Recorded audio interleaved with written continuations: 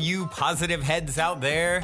Thanks for tuning your beautiful brainwaves into another episode of the Positive Head Podcast, where we are firmly convinced that creating success and happiness is rooted in understanding the ultimate nature of reality, and the fact that as human beings, we are all immensely powerful fractals of the one and only source consciousness which creates and animates all things. After years of exploring this awe-inspiring truth on this podcast, I'm super excited to announce that we are now going even deeper down the rabbit hole on the new late-night style consciousness-elevating talk show called Optimistic, which features none other than you, the listeners. Optimistic is taped out of the epic, spaceship-esque 8-bedroom property we call the Mystic Manor that myself and the rest of the Optimistic crew now navigate reality from in Venice Beach, California. And you are invited to come experience a Mystic Manor immersion week with us. During your week-long stay, you'll enjoy unique workshops, chef-prepared meals, one-on-one time coaching and consulting with me, and even co-creating magic with me as a guest on both Optimistic and an episode of the Positive Head podcast. When I started this, my aim with these immersive retreats was to facilitate the ultimate spiritual upgrade and tune-up, so to speak, for our guests while providing them with one of the most memorable experiences of their lives. And I'm happy to say that as of this recording, every guest at the end of their trip so far has told me that they have had a profound and transformational experience at the Mystic Manor and that they definitely want to come back. All that being said, we only have a limited number of spots available between now and next July. And as of this recording, about half of those spots are already filled. So if there's any part of you that is screaming, yes, I want to come, I feel like I need to be there, go now and book a slot with me to discuss how we can put our heads together and make it happen at calendly.com/talkwithbrandon. I know for some people there is also that little voice in their head saying, why not? I can't get off work. I can't afford it, and on and on and on. But, really Henry Ford, I think, said it best. Whether you think you can or think you can't, you're right. And I'm confident that where there's a will, there's a way. And I'm personally committed to doing everything in my power, including discounts and payment plans, to get you here if it is something that truly feels like a huge yes for you energetically and like you're meant to be here. Once again, the link to book time to discuss with me is calendly.com/talkwithbrandon. That's spelled calendly.com/talkwithbrandon. All one word, of course. And book in some time and look forward to seeing you soon here at the Mystic Manor.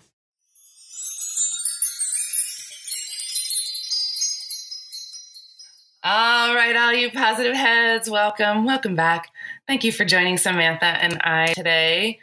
We are both feeling a little icky, cold, viral, whatever it may be.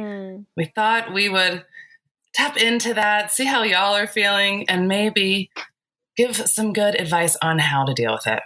What do you think, Samantha? Yeah, it's so funny. As soon as we came on, I was about to admittedly share that there is a little infestation of some kind of viral just trying to hack my system. And I was, like, Erica, I'm not feeling so hot. And she's like, me neither. And so it's very fun to have that. We're like, okay, well, let's just talk about that. Let's share about, what it is, how a cold comes in or a virus, and what we do to take care of ourselves and the compassion process. And let's just live time talk about what's really going on. Because I know that so many people as well are sick. So everybody I talk to is like, oh yeah, that's going around. My husband, my kids, my friends, whatever it is, it's a good one. So sounds like we've all had some good opportunities for growth, because this is what I think about cold and flu bugs, viruses. I think that we allow them energetically. So if we allow our vibe to go down, then we allow this little invasion to take advantage, because we've kind of weakened our system. When we're totally high vibe and loving and we are exposed, we don't get sick. So I know I certainly let my vibe go down over the holidays. And I know that it is a typical thing for people to do because we get to hang out with our families and get triggered a lot. Mm, yeah, absolutely. I also see viruses and colds as a gift as well. It's an Totally. opportunity for us to clear out, to cleanse, to reset, to slow down, to go within, and to do an assessment of, okay, what's going on in my body? What's going on in my life? Where am I giving away my power? Where am I not putting up strong enough boundaries? Where am I letting things eat away at me? What is the metaphysical correlation to what's going on in my body? And it's a really great time because when we're feeling good, we're just going at it and, just flying through life and maybe not taking those opportunities to really go within and to poke around and ask how we're doing and how we're feeling. Totally. Yeah. And when we need a rest and we need some self-care time and we're not taking it, this is the opportunity that we're given. We're forced now. Now we have to take a break. That's it. And one of the hacks that I have whenever I feel something coming in, I never say I am sick or I am getting sick. Yep. I never say those words because I don't want to identify my beingness with sickness. And so I say my body's fighting something off. I'm in ninja cold fighting mode. Like I am control alt deleting all viruses, pathogens, bacteria, and any other intruders coming into my field. Right. And I almost never have a full blowout of a cold or a flu. I feel like as soon as something comes in, I start to go into those ninja mind hacks and then also into all of the different herbal and supplemental and food practices and lifestyle practices to really cleanse my body. I do exactly the same thing. And I also don't experience the full blown that I see other people experiencing. And I also try to love it as much as I can. I try to show it and feel as much love for it and be grateful for the opportunity, because I think that that's also what really kind of brings the light and heals it. So yeah, let's talk about some of our tools that we use. Excellent. What are some of your favorite tools when you start to feel an invader coming in? There's those mental and emotional ninja tools that you're talking about, which I love those. I'm very strong-willed, so I use my mind a lot to direct it in the right way, focus my attention properly. It's really, really important. You don't want to go the I am route, like you said. Don't I am sick. No, I am well, right? Totally use that. And then I love herbs. So one of my favorite go-to remedies, because I'm usually traveling when I get sick. I'm never home. At home, I have this whole dispensary. But when I'm traveling, I always go to this remedy called Kick-Ass Immune. And it's, do you know it, by Wish Garden? Mm-hmm. And that is really powerful. There's great, powerful herbs in there. And so that's one of my favorites. If I love to share this one because it's an easy home remedy. If you have a fever, the cold sock or the cold t-shirt. Do you know this one? Yeah. That one's great to bring down a fever, especially works great with kids. So also what works really great for fevers and for kids is peppermint oil. I use doTERRA peppermint oil because it's beyond pure, and you just put a few drops along the spine and it really helps to bring down a fever, especially for kids. If it's for babies, you want to dilute it because it's a little too cooling, but it's incredible how it just reacts so well and diffuses right into the central nervous system and really brings down the temperature. And essential oils are one of the things that I love to use, specifically On Guard, which has the lemon peel and clove and eucalyptus and rosemary. I love using frankincense, which is a cellular healer, and then lemon balm or Melissa. It's one of the highest, most potent antiviral, antibacterial, antifungal essential oils on the planet. It's even being used to eradicate different viral patterns that doctors say are impossible to clear from the body.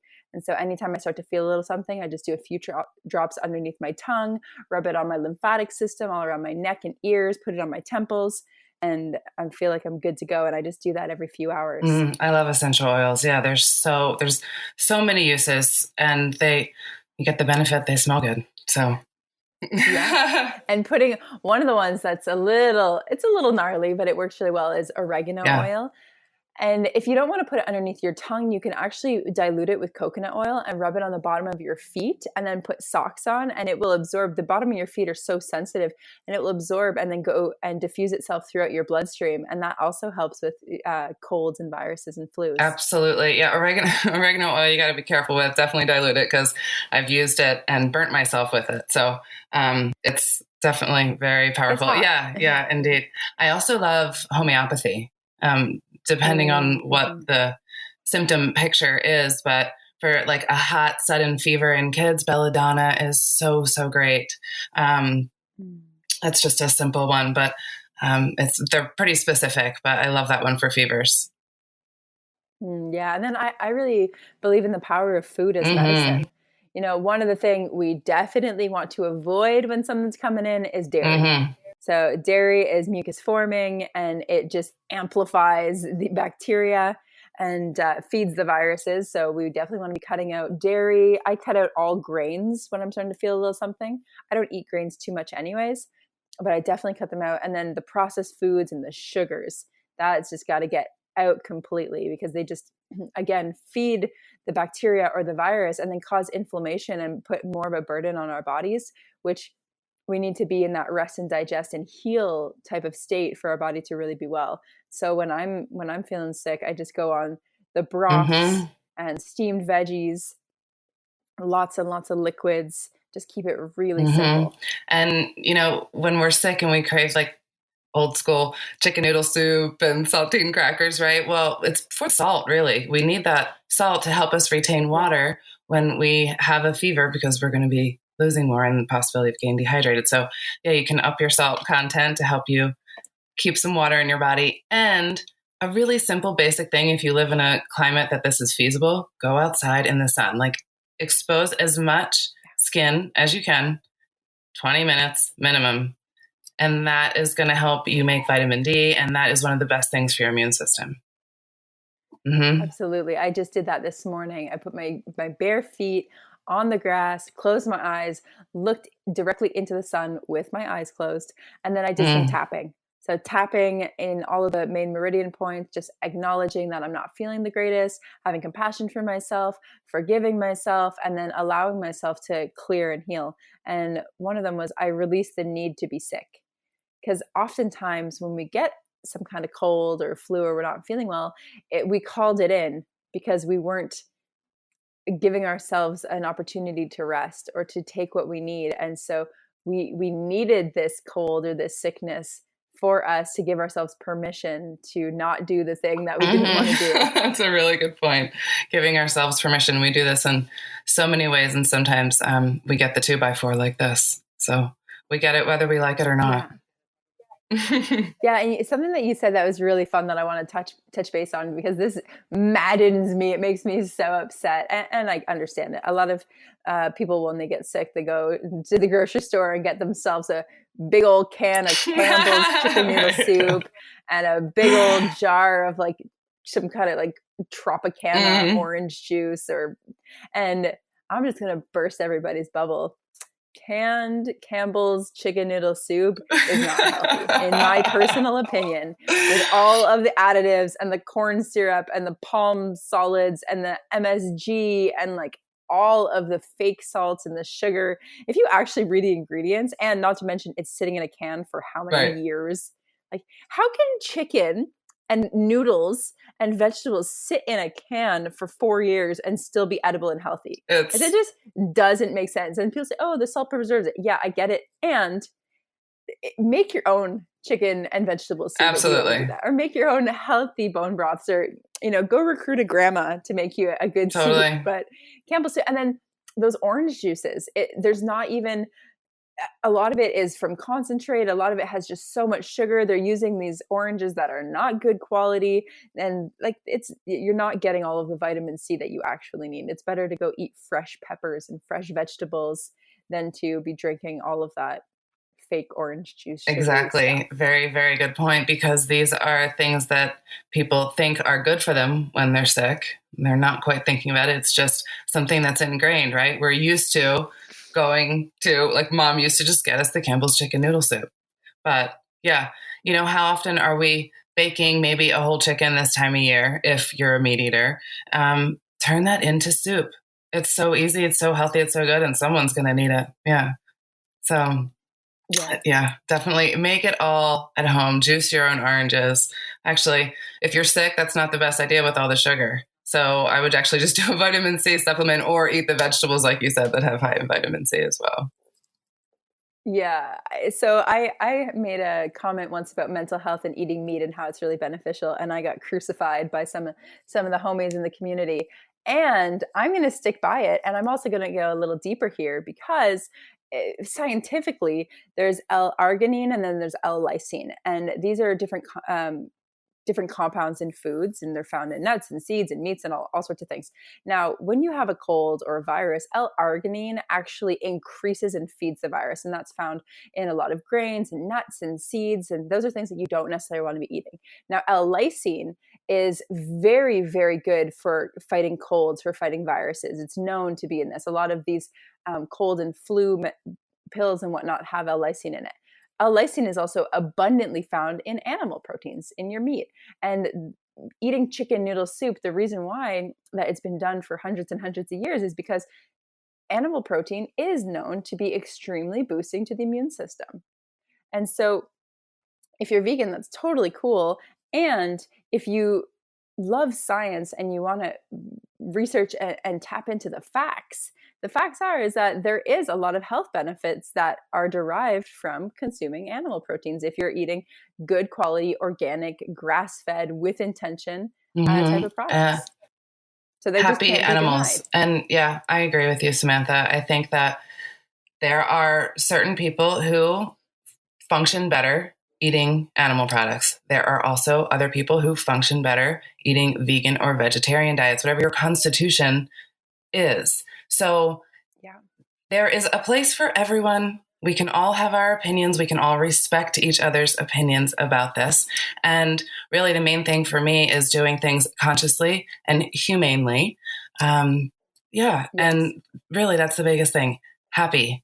We just, if we're going to be eating animals, they need to be happy.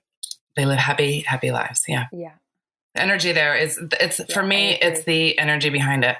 I also think about it like this. Again, I always go into like, what was the soul's purpose? So if that animal's soul's purpose was to come here and learn what it was like to feed another person, another entity, and then we don't allow that animal to serve this purpose, then nobody wins there, right?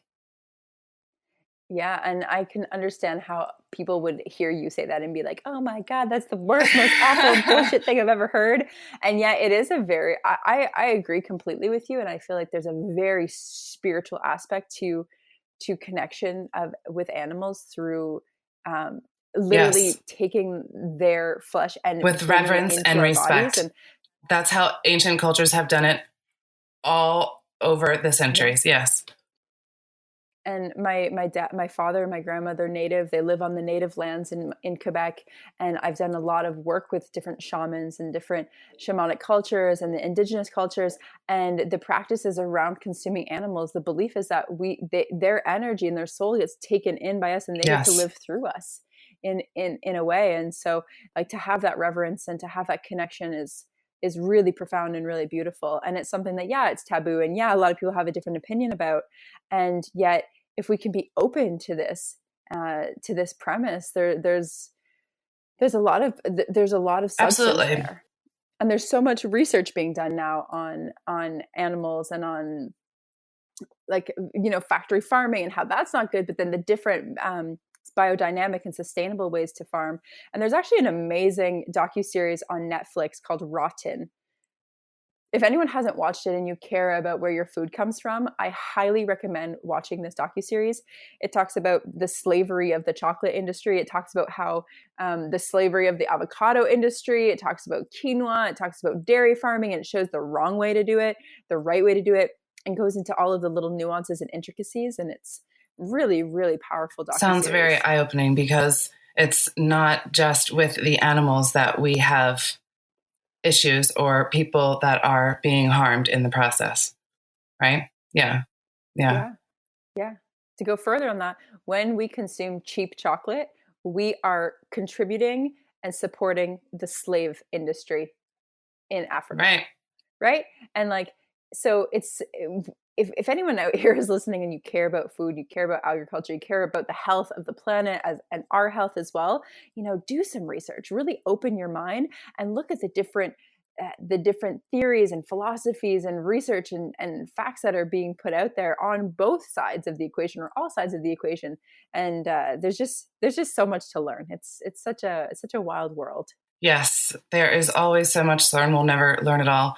My personal belief with eating a healthy, balanced diet is an 80% plant-based diet, but that other 20% is going to come from animal products, which means I don't eat it a lot.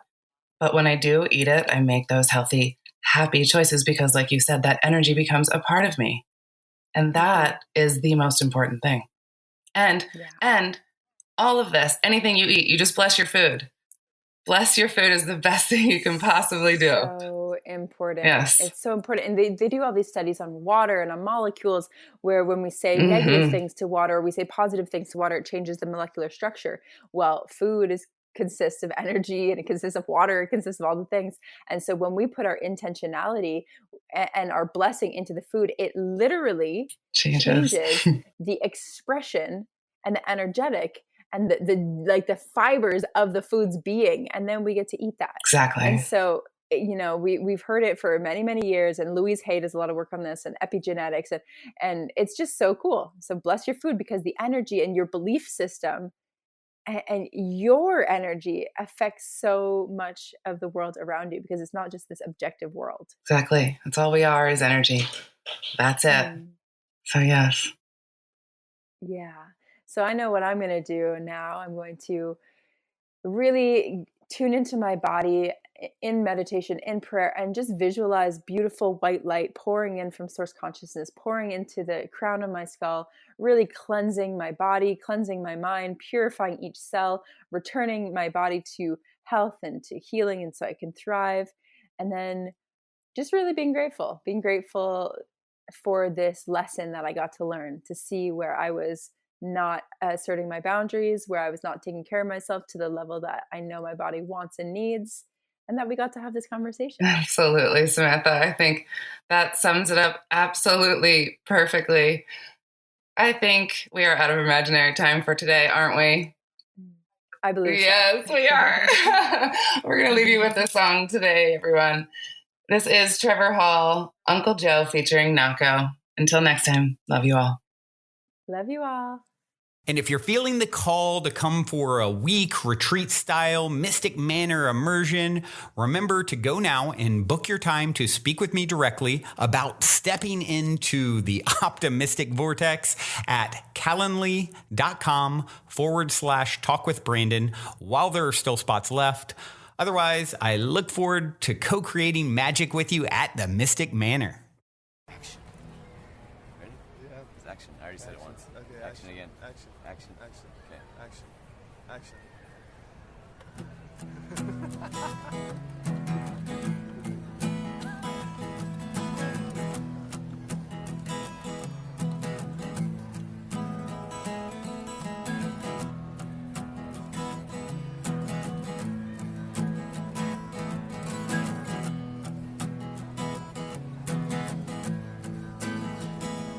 I called Uncle Joe. He told me about bear and the buffalo. He told me that the roots need water, so we'll put it in the stars and we let go. I guess Mama heard that prayer, and so a few months later, see, we hit the road. Yeah, we hit the road. On a chariot of flames, I was chanting the name. The hummingbird came and so it flows. I was in need of the medicine, the company of my brethren. The elk grew antlers once again. Okay, and that's what we would say when the morning came. All through the day, see the Rama praises is straight. Oh, Hannah, oh, grandfather, show the way. Yeah. Let the bees come and teach us all, sipping from the third eye all day long. melodies come, we fill our cup. Take a new birthday and open up. Well, into the world we come to play. And so we say, hello friend, hello friend, hello friend. Oh, oh, hello friend, hello friend, hello friend. Oh, oh, hello friend, hello friend, hello friend. Oh, oh, hello friend, hello friend, hello friend. Yeah. Oh, I crack in your soul. Pull back your bow, let your arrow go. Light up the totems written on the wall. Wild cub standing very tall. Uncle, keep the boys all together. Lost and found on the road to recover each other. A lover on a wild Mustang. I was sitting out flame. The animal kingdom came. We say, well, I was in need of the brotherhood. A council of men who understood. The bear climbed from his cave and looked. Time to play. That's what we would say when the evening came. All through the day, creator I sing. This is Hare Rama, about your mama. Show the way. Let the hummingbird come teach a song. Drinking of the nectar, palm to palm. Allies come to fill our well. Meaningful music.